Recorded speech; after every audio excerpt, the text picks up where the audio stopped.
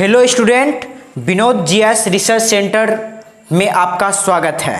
तो आज हम क्लास 6 के बिहार बोर्ड के जिज्ञासा विज्ञान का जनरली तौर पे चैप्टर नंबर 3 का एनालिसिस करने वाले हैं, क्वेश्चन आंसर का एनालिसिस करने वाले हैं।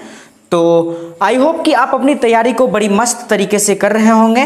और हमारा इस चैप्टर 3 का जो नाम है उसका नाम है उचित आहार स्वस्थ शरीर का आधार, अर्थात उचित आहार ही स्वस्थ शरीर है। तो चलिए स्टूडेंट देखते हैं इसका डायरेक्ट क्वेश्चन की ओर चलते हैं कि हमारा क्वेश्चन क्या कहता है। आप जनरली तौर पे होमवर्क भी बना सकते हैं और बच्चों को भी बता सकते हैं। अगर किसी भी तरह के टॉपिक से आपको वीडियो चाहिए तो आप हमें कमेंट बॉक्स में बता सकते हैं। तो स्टूडेंट सबसे पहला सवाल कह रहा है हमारे चैप्टर नंबर 3 का, निम्नलिखित में से असंगत को चुनें और कारण बताएं। जैसे कि क नंबर सवाल में है ज्वार, बाजरा, रागी, चना। आखिर इसमें कौन सा असंगत है और क्यों है, इसके पीछे की क्या वजह है। तो चलिए स्टूडेंट इसका जो हमारा सामान्य तौर पे आंसर जो होगा वो होगा सबसे पहला नंबर चना।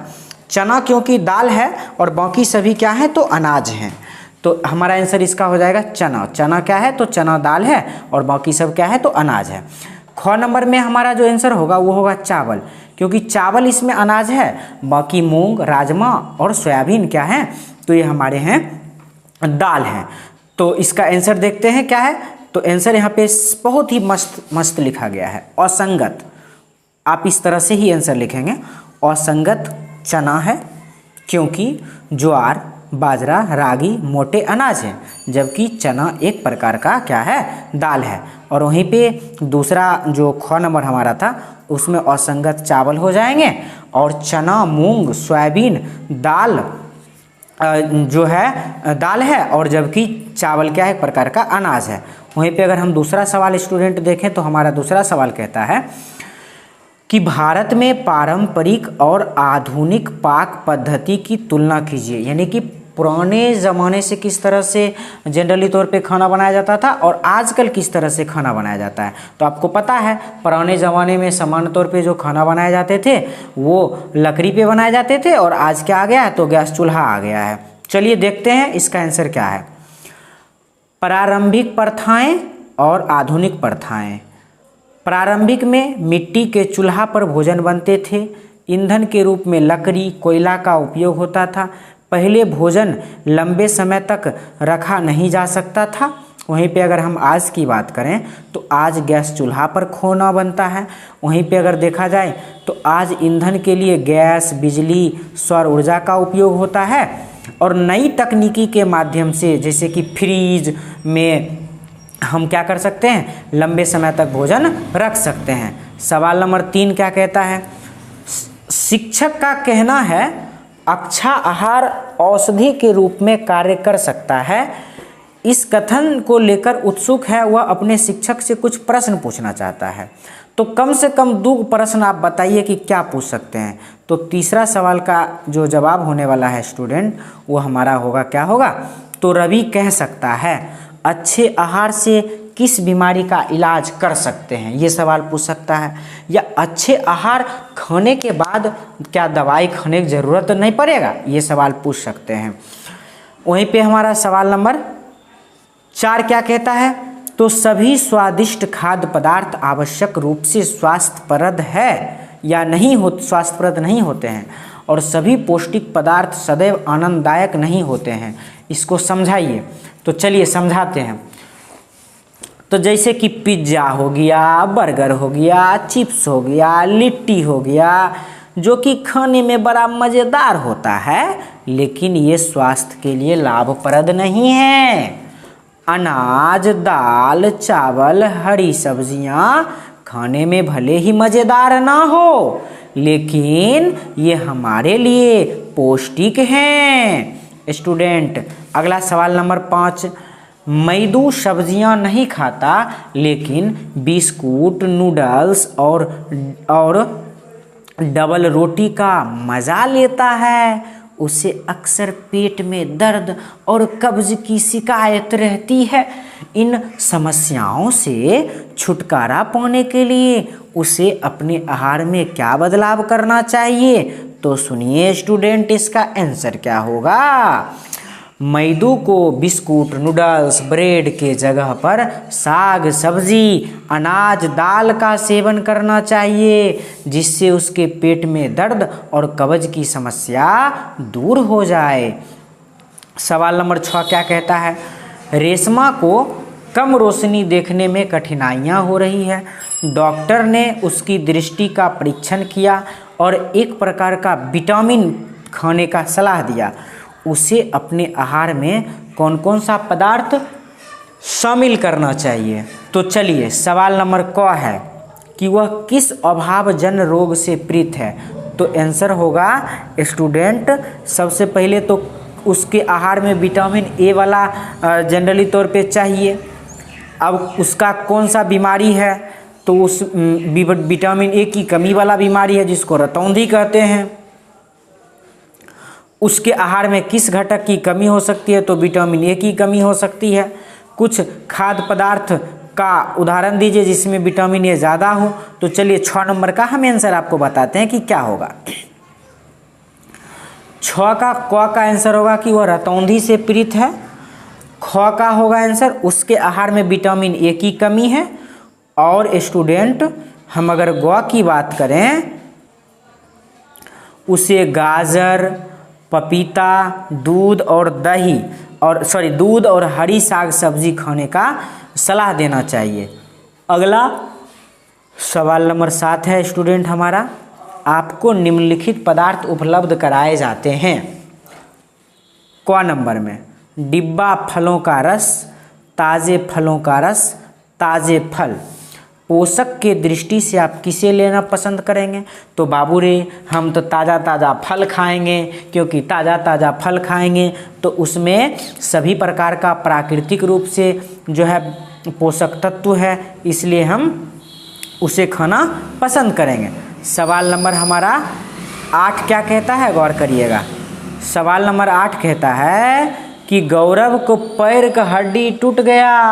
डॉक्टर ने हड्डियों को सीधा किया, प्लास्टर लगा दिया। चिकित्सक ने उसे कैल्शियम की गोली दी। दूसरी दिन जब गया तो कैल्शियम की गोली के साथ साथ विटामिन डी का भी जो है सिरप पीने के लिए दिया। तो आप कुछ सवाल का जवाब दीजिए। तो हमारा इसका जो सवाल नंबर क है, कहता है कि गौरव को कैल्शियम की गोली क्यों दी। तो बाबू रे, इसका जो आंसर होगा, गौरव की हड्डी जल्दी ठीक होने के लिए चिकित्सक ने गौरव को कैल्शियम की गोली दी।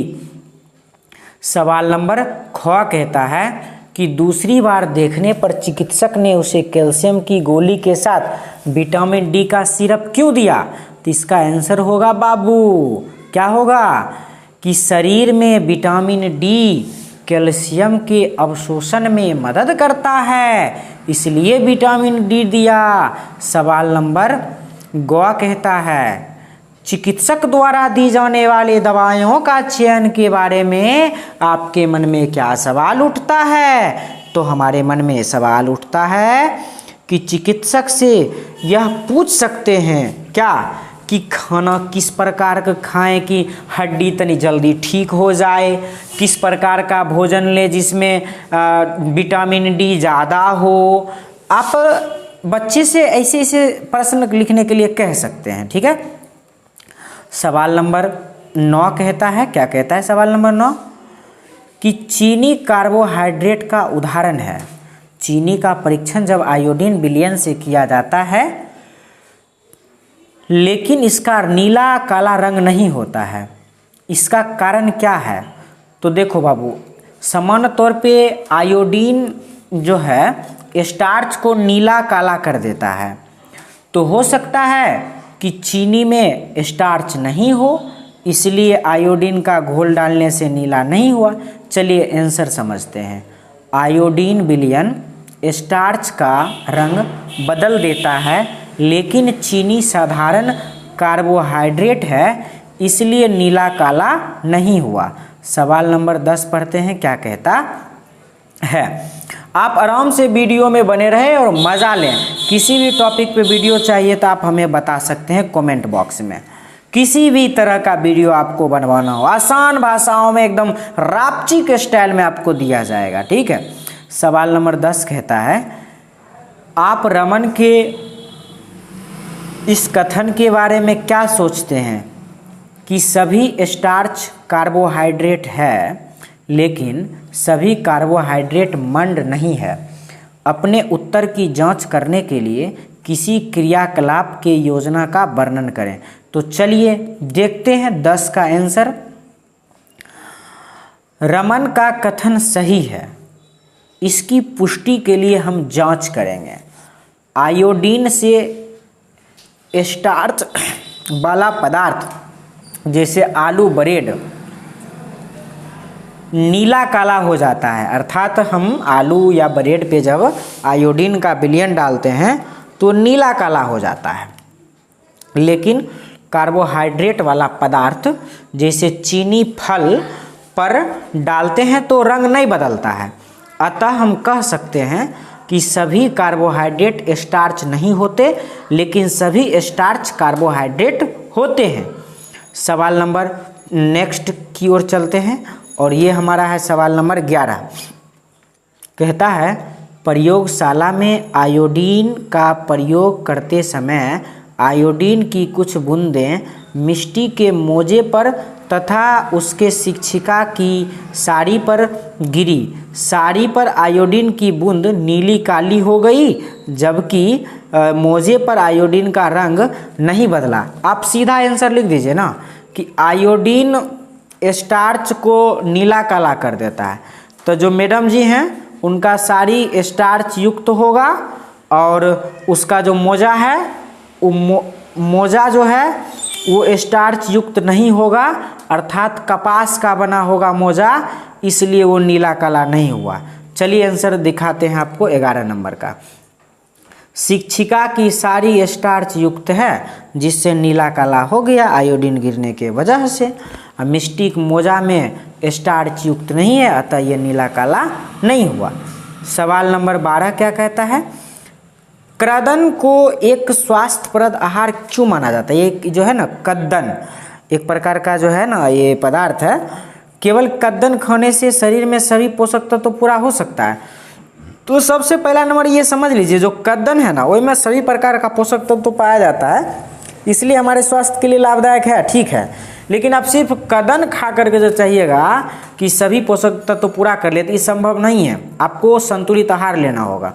आंसर क्या कहता है, चलिए कद्दन में फाइबर, प्रोटीन और खनिज होते हैं इसलिए इसे स्वास्थ्यप्रद माना जाता है।